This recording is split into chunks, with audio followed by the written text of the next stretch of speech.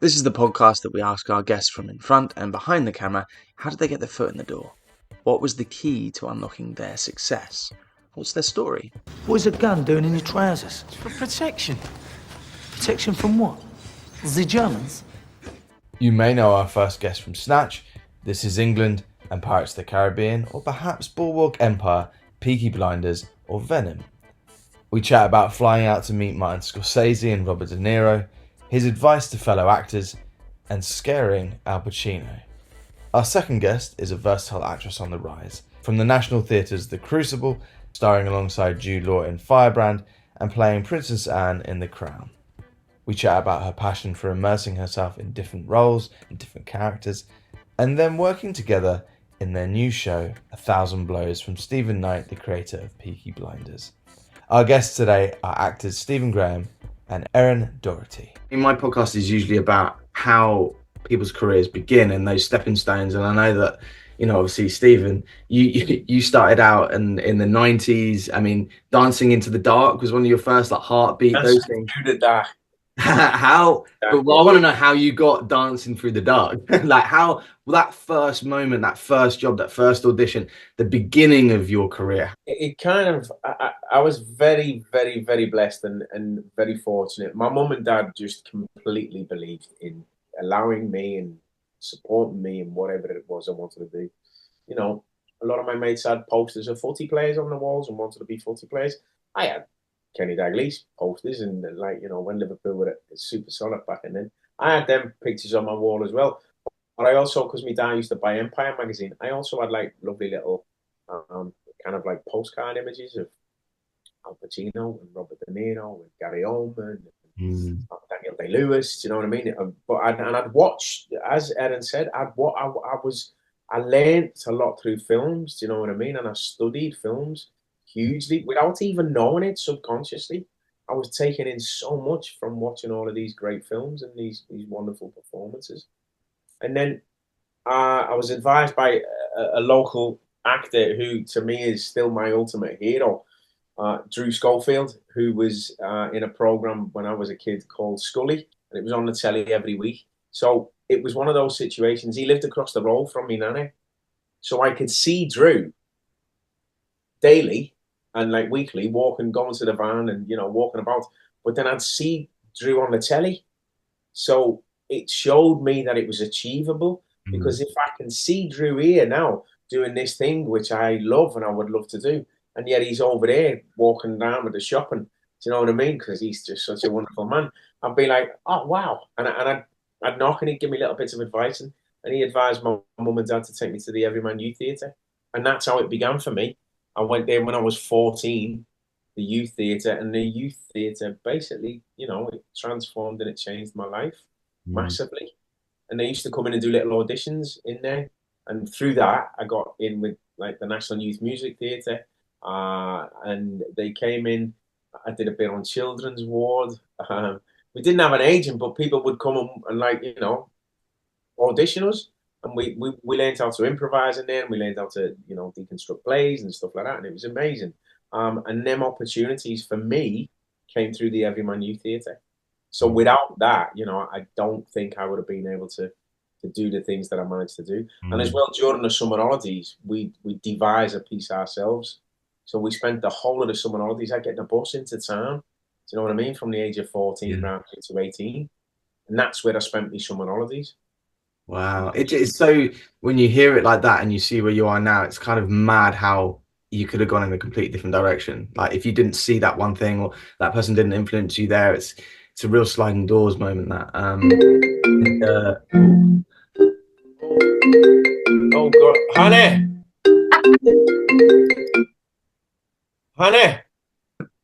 Oh, she's not there. Where is she? Hello, can you hear me? Yeah, you're good. I don't know how I'll get back on picture though. Sign up, Zoom with. We can hear you. We can see you. Yeah. I can't see you or either. I don't like it.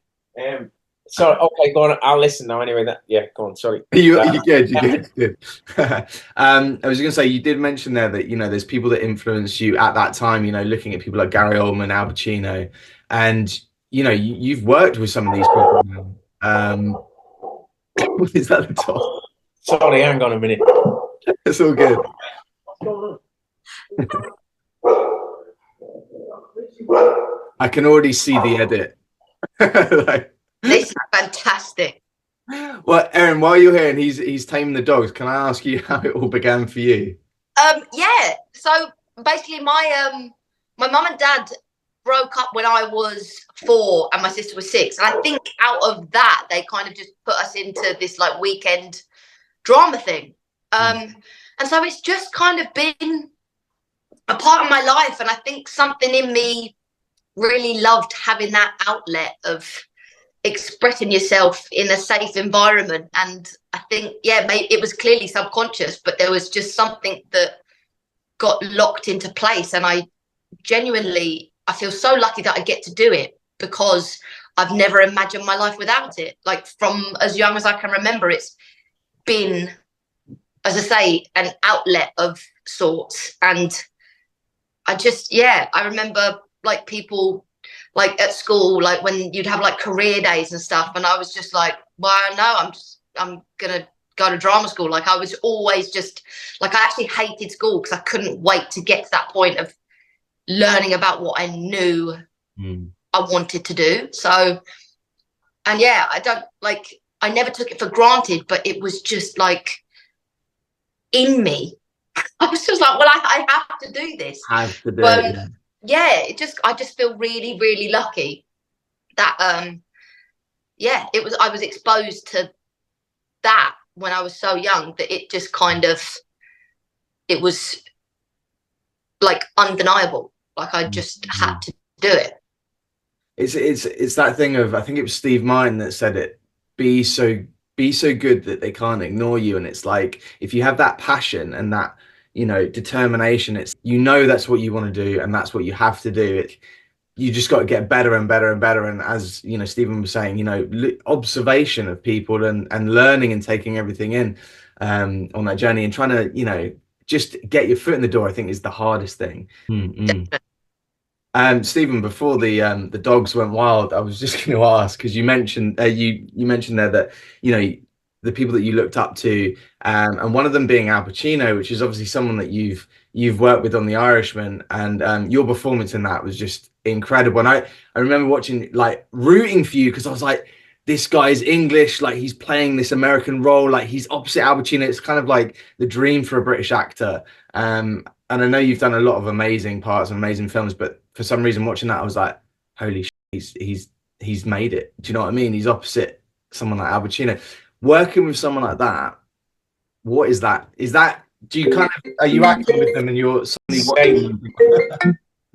Yeah, no, we're back. Sorry, go on. I'm sorry. That's all good. I was just going to say, when you're doing a scene with someone like that, is it surreal? Like, do you kind of suddenly feel like, oh, hang on, I've got to act now. I'm not watching TV. This is happening. Well, there was, I mean, one of the biggest things about that was when I was 15, I think, maybe 16, and I said to my dad, I said, I want to do this properly. This is what I want to do, you know, as Erin was just saying. And my dad was like, okay, come on. And we went to the video shop, and he got me, back in the days when it was a video shop, it wasn't even Blockbusters, it was a little one, body green video shop. And we rented out The Deer Hunter, Taxi Driver, and The Godfather. And I just spent the weekend watching them films. And then we watched them, and he was like, okay, so that's it. That's how it's done properly. And I was like, oh, wow. And that's my moment where I think I fell in love with film. And then we used to watch lots of different, you know, like Curry Sour, and my dad used to really, we'd sit and watch films together. That was one of the passions we had together, and we still have it today, actually, which is beautiful. You know what I mean? So when I got that phone call from, which is weird even saying these names, isn't it? When I got that phone call from Marty, who I've worked with a couple of times before, and he was like, look, we've got this thing, but do you mind coming over? You're going to have to fly over to New York to meet Bob, because Bob is one of the executive producers on it, and, you know, he has the final say. And I was like, okay. And I'll never forget it, because we were filming The Virtues at the time, and I had a weekend break. And I remember saying to Shane and to Mark Herbert, a wonderful producer, I was saying to them too, oh, he said, all right, I might be a bit late on Monday because I want to fly to New York. And he was like, oh, yeah, what for? And I explained it, and he was like, oh, you could, of course, yes.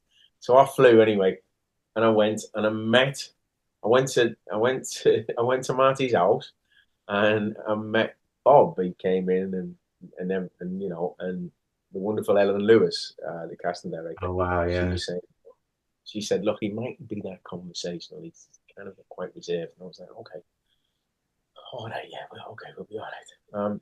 Anyway, 2.5 hours later, they were like, right, we need to get you out. You need to go and catch a flight to get back. And I was like, oh, okay. And then I turned around to him because we'd had a look at it, you know, it'd been an amazing time. We'd had a wonderful conversation and stuff. And I said to him, I said, well, no, I can't get off. You've got to let me know. He's like, what do you mean get off? And I went, I can't leave. You know, I forget sometimes I'm so scoused. But when I can't leave, you're going to have to tell me, have I got the part? Oh, no, I can't fly home and like be waiting. And he was like, oh, okay, leave it with me. And I was like, what? And he went, just wait outside for a bit. And I was like, and I'm outside and I was still vaping then, so I'm panicking and all that. And then anyway, and then they call me in and he goes, right, I'll let Marty tell you. And I was thinking, I'm going to be let down gently. And Marty just went, okay, kid. So, do you want to do this? And I was like, yeah, of course I do. What, are you kidding me? And I was like, can I do it? And he was like, yeah. And the two of them, right? And it was like, I felt like I was in my own fucking Goodfellas or something because the two of them come and I got like, and they give me a hug. Do you know what I mean? And I hugged the two of them separately, and I was kind of in this like three-way hug with the two of them. And my little head's going, what's going on here? And then, but I was kind of like, I felt like I'd been a made man. Do you know what I mean? Yeah. Welcome to the family. And I was like, wow. And then that was kind of it. And on set with them, they were both, Robert De Niro and Al Pacino were both so generous. There was no ego whatsoever. They created a platform and they allowed me to bring whatever it was that I wanted to bring to the table. To the extent where, you know, there was a moment in the scene where he turns up late, and this is where my head kicked in a little bit. I don't know if I ever told you that story, Aaron, but I was in the scene and Robert De Niro had no lines, and I'm doing a scene, and like, you know, sometimes your head can pop back in, and your own voice goes, "Oh shit, what are we doing? What's happening?" You're like, "Get away! I don't need you right now." So you go back into it, and my head popped in and went, "Oh no, there's Robert De Niro in a scene with you." And I was like, "Shut up, get away!" And he's like, "No, he doesn't even say nothing. That's a shame." And I was like, and I looked at him and was like, "It's Robert De Niro, it's Al Pacino." And then the next minute, Marty went, right, we need to change it up a little bit. And then he went, come here. And I went, well, he went, just improvise. Just go in there and improvise. And I went, can I? He went, yeah, just do something. I was like, okay. So then I went back in. And I think he came up with the best line in the whole scene. I'm doing the scene, and then I turned around, I looked right at him, and I went, what do you think, Frank? And he just went, maybe 11.5, because we were talking about the time. And he came up with the best line. And then it all came alive again. And then at the end of that scene, I went back out and I went to get over and attack him and stuff. And at the end of that scene, I went over and I went, look, sorry about that. And he was like, what, you kidding me? It was great. It came alive, didn't it? How did you? And I was like, yeah, that was great. And then Marty just gave me a little tap on the shoulder and went, see, well done. I was like, so they allowed me to be able to do that. You know what I mean? Yeah. They created that freedom in order to play with it. It was a wonderful experience. It really was. And something that I will never forget. You can imagine that phone call to my dad telling him that day, you know what I mean? Surreal, very surreal. That's crazy. I mean, you just never know what can happen. Do you know what I mean? That's the key. That's amazing. And it's great to hear that. And I'm sure a lot of actors will listen to this and be like, you know, live in that moment, hearing it, because that's what everyone hopes for. You're going to be on a set like that and working with people like that. Yeah, that's incredible. That scene in The Irishman where you go mad at Al Pacino, he looks like he shits the bed. I love that. He wasn't expecting that neither. I didn't tell anyone I was going to do that. I remember when I was reading it with Hannah, and I snatched the paper off and she went, what are you doing? And I went, I'm gonna knock it out of his hand. She went, what? Well, I'm gonna knock it out of his hand. And she went, oh, okay. And then I did it on the day, and then I came home and told her, and then when she seen it, she went, oh, okay. So I had a little planned idea to try and frighten them. Do you know what I mean? I love But I that. didn't really frighten Love them. that. So. Now for a quick break. We'll be back to the episode shortly. If you enjoyed this episode and want to support us, get early access and exclusive content and episodes, click to join our YouTube channel and become a member now. Please leave us a positive rating. Add us on Instagram, Twitter, TikTok at Life in Film Pod. Essentially, please like and subscribe everything. It makes a huge difference. Thank you. This podcast is sponsored by BetterHelp. Do you work in the film industry? Are you freelance? Or perhaps you have a 9 to 5?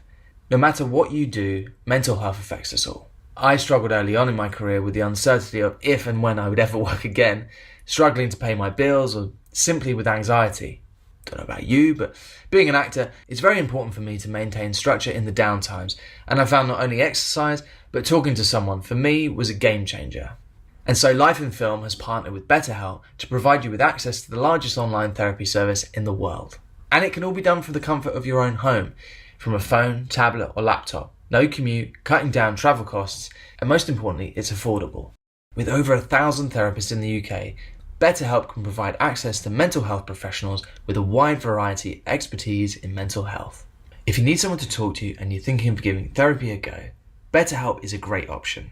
And being a listener of the podcast, you get 10% off. That's 10% off your first month at betterhelp.com/lifeinfilm. That's betterhelp.com/lifeinfilm. And back to the show. I've watched a couple of episodes of the show. They've only let me see 2. I'm gutted because I'm like in now. Love the show so far. How with something like this? I mean, it's got a great team behind it. It's the creators of Peaky Blinders. But like when you come and you get the, amazing roles like this, how do you prep for something like this? Who wants to go first? Go on, Erin. You go. All right. Well, for me, the process is always freaking out. That's number one. And then you just kind of have to get over yourself. And for me, it was kind of a treat that Mary really existed. So I think you kind of start there and you go, okay, what exists? And that kind of created the backbone for Mary. But there's not a lot of emotional substance out there about her. It's just factual. She robbed this thing at this time. Like she went to prison for this thing at this time. So that kind of formed the structure that then I got to fill in the gaps, which was kind of a beautiful mesh of two things, like imagination and just digging. So that's it, like for me. And then you kind of bring your stuff on day one and see what other people are doing, and you just let it live. Well, the 40 Elephants is kind of this, it's quite a famous thing in London in the in the 19th century, and I know your character's real, but Stephen, is your character based on a real person as well? Yeah, completely. And you say creators of Peaky Blinders, however, there was only one, which is Steve Knight. So, and it's kind of how this whole thing came about. Do you know what I mean? Hannah, the brains of the organization, the wonderful Hannah Walters, my missus, thankfully, she reached out to Steve and said, "Look, we've been sent this idea, and I think it's magnificent. Would you really look at it?" And at first, I just thought, "What? You're being ridiculous. There's no way he's even going to give it a second glance." But she was right, as she is with many things I say from a proper point. Yeah. She's mostly right most of the time, 99.9.9.9% of the time.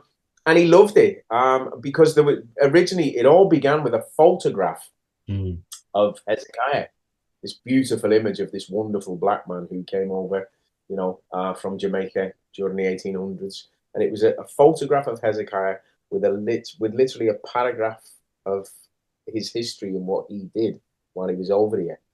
And then there was just 2 paragraphs of Sugar Goodson and Treacle Goodson, who were brothers.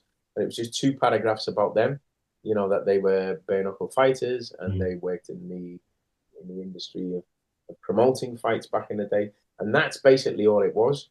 And then Steve's beautiful imagination, he always had this idea to create a story for the 40 Elephants. So he felt this was his perfect opportunity to marry both of these things together. Do you know what I mean? And then you've got such magnificent actors as Erin and Malachi and all of those wonderful women involved in the 40 Elephants. You just, it's basically what Erin said. we get given this information, we have a look at it, we take from it what we want as actors, and we try and stay true to certain aspects. But there's only literally a paragraph about these people, and like like Erin so rightly said, there's incidents what they did along their timeline of their life, and that's it. And the rest you can embody and you can create, and you bring your colour to the table, and then when you're there with the rest of the actors, you just paint together, and you come up with this wonderful, menagerie of beautifulness. Really, that's it. That's basically what it is. You just play. Yeah, I mean, it's a beautiful looking show, and as you said, the cast's incredible. And I'm just gutted because I've got to wait now until I see the rest of it. But I want to say, I see, Stephen, I saw you at a press junket a while back for Boiling Point, and I remember thinking, he's stacked. Why is he so stacked? And it's obviously for this. I can't believe the shape that you've got in for this. I mean, that's obviously part of the preparation for a character, but I mean, what was that like? And are you keeping it up? Yeah, I am actually. I'm on a cut in January, so I'm going to sit down again. It was a wonderful thing, Look, I was 50 when we made the program, and personally, I think I was in the best condition I've ever been in my life.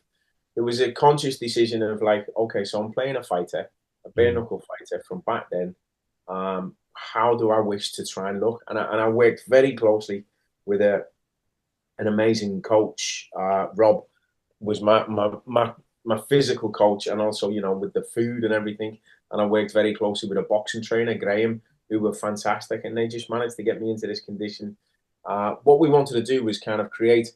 I didn't want to have a modern physique. I wanted to try and look like he lifts barrels and he shifts hay bales, and just a practical working man who throws punches and stuff. And then it was all about finding the style of our fight. So we mixed Mike Tyson with Lenny McLean in that kind of essence of I'm obsessed. I love boxing, so we combined those two styles together, and it was great. You know what I mean? It was really good for my head, for my mental well-being. It was great for my discipline. But I trained 5 times a week, and it was the training aspect which was the easiest thing. It was the eating the food which was the hardest. That 5 meals a day was a killer at times. You know what I mean? Just chicken breast, just loads of chicken and broccoli and rice. Yeah, that was yeah. Erin used to see me. I'd be in my trailer like that. I'd come across to it and go, "What have you got there?" Just have a look. Yeah. And Erin, this role is. Compare this to your role in The Crown to this. Very, very different. And in terms of, this is a completely different world. And I was so shocked to see you in this being so different. Out of those two roles, which is easier to which is further from you and which is harder to prepare for? Princess Anne is 100%. I was thinking probably, elsewhere. That was why, it's kind of even now I still look back and I'm like, how the hell did I do that? It's just, but that's the joy of acting, and why I love it so much is that actually once you really put aside your initial perspective of someone, we're all just people. And so that was the joy of that job, of being like, right, okay, how do I give this woman a heart and find her vulnerabilities? And that was the get-in for me. And then I ended up really, really enjoying myself. But at start, I felt like a huge imposter, which again, I think is part of the lesson of being get out your own way and just focus on the job at hand. And actually, you'll find that there's connections in everyone. And it's kind of, that's again, what I really love about what we do is it really opens your eyes as to how similar we all are. And what we're the stuff that we go home and think about is probably all around the same area. We all have the same worries, the same fears, the same wants. And, but yeah, Anne was definitely, it took a while to really, really get underneath her. But this was a joy, because I think for that reason, I think a lot of people saw me and that was oh, okay, that's what you do. And so it took a while to kind of get off the kind of princess offers and be no, that's really, really not who I am or what I want to do. But also just, I'm interested in playing different people all the time. So this was a real treat to kind of sink my teeth into. And yeah, like Stephen said, I think it it was the other women, and like the minute that we all got together, and you were just like, oh my god, this is going to work. There's something really special here. And yeah, so I was kind of completely, like to say, I brought what I brought on day one, but I was completely inspired by those women and what they brought, and then that was the gang that was created, and that was really, really just magic to be a part of. I've really noticed straight away. I mean, obviously those two roles are so different, but like this character has such a physicality about her. She has like a swagger, you know, and it's enjoyable to watch. You're like, funny story about that. Yeah. I had no idea I was doing it. All of a sudden, everyone was like, oh, I really like what you're doing with Mary's Walk. And I was like, what do you mean, Mary's Walk? And then, like, all of a sudden, I was like, oh, shit, yeah, like I am. But then I feel like that's like the joy of being like, all of a sudden you realize you're inhabiting these people in a way that you could never have planned. Like I didn't go home and think, right, this Mary she needs something in the way she moves. And no, actually, like I think for me, I'm an inside out actor. And it's whatever works for you. But for me, I think if I get the psychology right, then the way it then manifests kind of reveals itself to you. And yeah, it was like a couple of weeks in that everyone was like, Mary's Walk is wicked, and I was like, I have no idea what you're talking about. I love that. You touched on it a little bit there. Do you have advice for actors, you know, trying to get their foot in the door, get the first audition, get the agent, you know, whoever wants to go first? Go on, Stephen. Patience, perseverance, and that kind of, you know, that self-belief in your own ability to an extent, before the ego controls it all. And just look, when I hand wrote, and I always say this, and I said this to our Alfie and to our Grace, you know what I mean? Irrespective of what profession it is, I hand wrote, and I'm dyslexic, but I hand wrote, I think it was 72 or 78 letters to different agents and sent me photo out back in the day when you'd have to do that. I mean, I was terrible on I think we did have computers back then, but I didn't have a clue, do you know what I mean? So I hand wrote 72 letters. 78 letters, sorry, and sent out the pictures and all that, and just sent them out with like hope. Do you know what I mean? Look, I was a student as well, so I didn't have loads of dough, so the stamps cost shit loads of money. Do you know what I mean? And I sent them out, and I got 2 replies out of all of them 78. I only got 2 replies, and one was a cooperative agency. I don't know if they still exist anymore, but one was a cooperative agency, and one was a really small agency. I ended up going to meet both of them, and I went with the cooperative agency because I felt I could learn more about the industry then. And also that was a really enjoyable experience, that. And I used to get, I don't know if they still do it. Did they still do that PCR? Remember the thing that it was like this red paper thing where you got all of the auditions that were coming up and were available. Right. So you got to read what they were looking for. And is that kind of Spotlight? It's like that's the modern equivalent, I guess. I suppose so. Spotlight still existed, but it was love.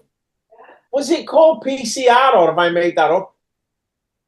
PCR, yes, it was PCR. It was like a casting, but it was red, wasn't it? Yeah. It was it was. It was red and black. It was a piece of paper. It was a piece of paper with all these different things on, and you'd have a look, and you'd be like, "Oh, there's a play audition," and you'd send off for that. Yeah. So I suppose, my advice would be knock down shitloads of doors. Just keep knocking. Do you know what I mean? Keep knocking and always believe in your dream, because you never know what can happen round the corner.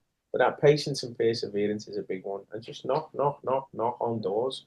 Kick them in as well if you have to. Do you know what I mean? Yeah. Now it's completely changed. You can create your own content. There's a different avenue that we never had. Do you know what I mean? So that be pushy, be bold, be confident in many ways. You know what I mean? But 100%. Also have skin like a rhino. Yeah. 100%. And I'm not being disrespectful. Sitting on the other side of it now as well, on the other side of the fence. Some of these. Careful what words you use. Some people have made a decision as you walk through the door. Yeah. Do you know what I mean? And you have to carry on. I've done many of them things where you've gone and in your head you've gone, there's no fucking way these want me for this. But you still have to, I will show my words. Here I go. I am a monkey. I shall perform.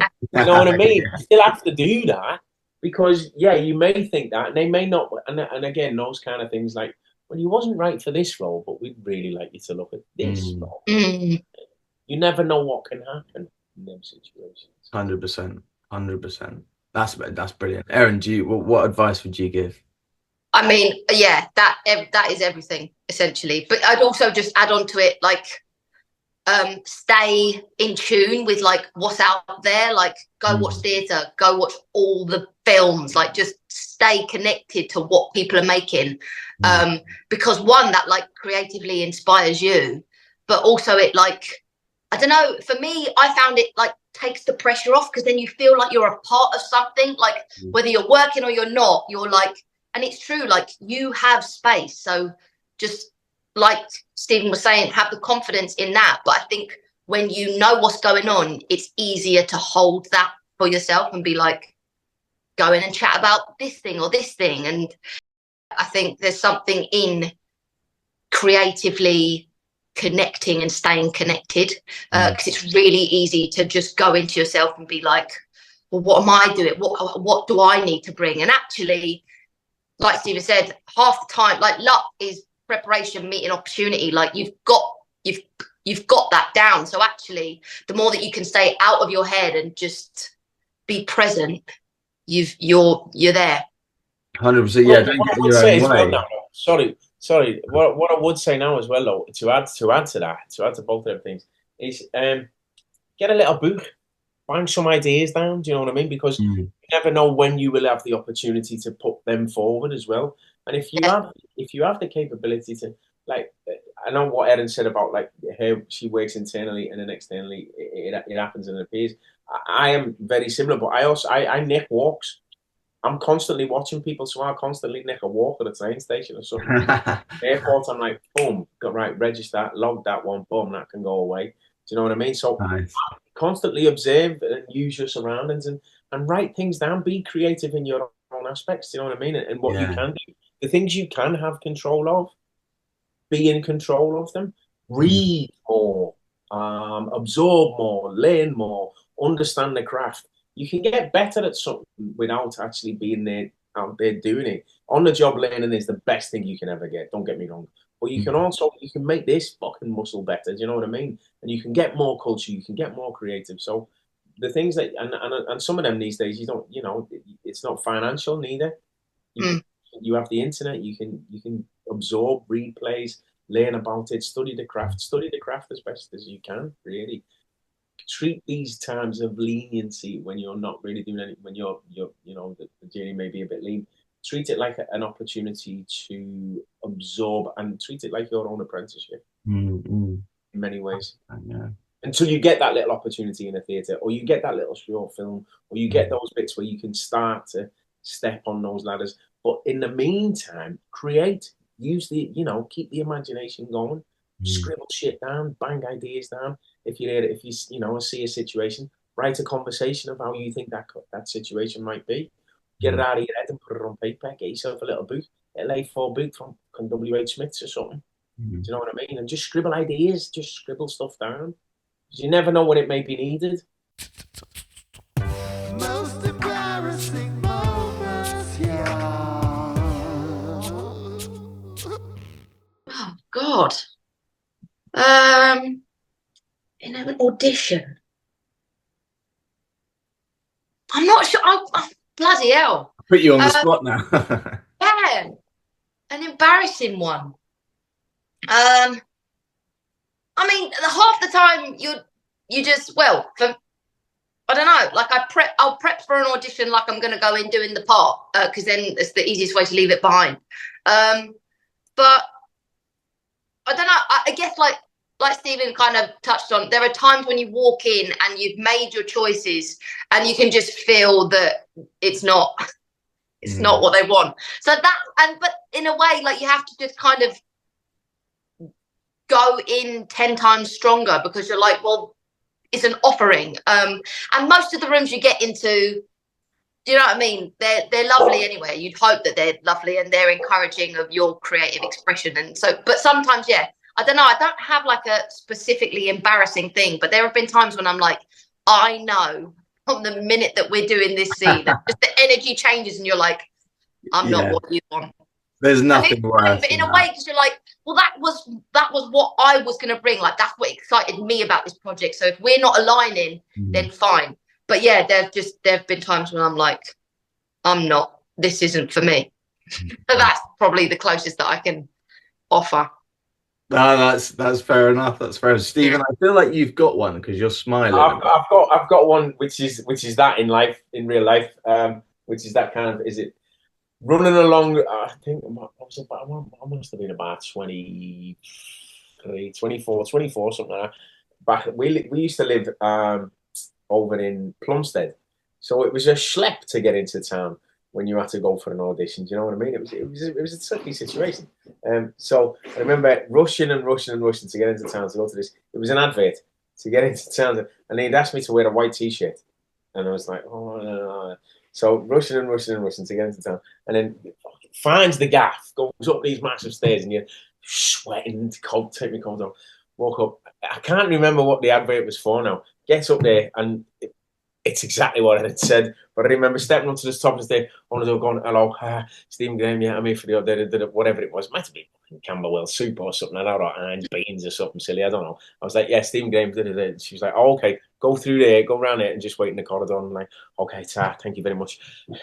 But to open the door, and then I looked up, and I just went, oh, for fuck's sake! There was a row of 6'2" Adonises. Blonde hair, sculpted features, and then in walks this little fucking scally just looking and going, no, I really don't. And I sat there, and I was about number 14, but watching all of these, and I'm looking at it. Every insecurity I had ever in my physical existence just came to life. I was looking at all these models, just going, look at that. I was like, look at his size, look at his chin, look at his jaw. Oh my God, look at his eyebrow. And then I'm like that, and then I go in and he go, and as soon as I walked in the door, he went, oh, hello. And I went, all right. Yeah, it's one of them ones where, can you turn to the side? Yeah. Who's your name? What's your name again? Stephen Graham. So what did you say your name was? Stephen Graham. And your agency? Who's it? And how tall are you? And then that's when I'm 5'5". It was my whole inside was, yeah, it's awful. And then but as you said earlier, though, always go for the audition because you never know. Yeah, you never know. Something may come from it. I had a similar situation where I went in for something, and it was like they said the description was a guy on the front of Men's Health, and I was 19, skinny, completely wrong for it. Went in, and I thought, at the same situation, you see all these guys, and you're like, I'm not getting this.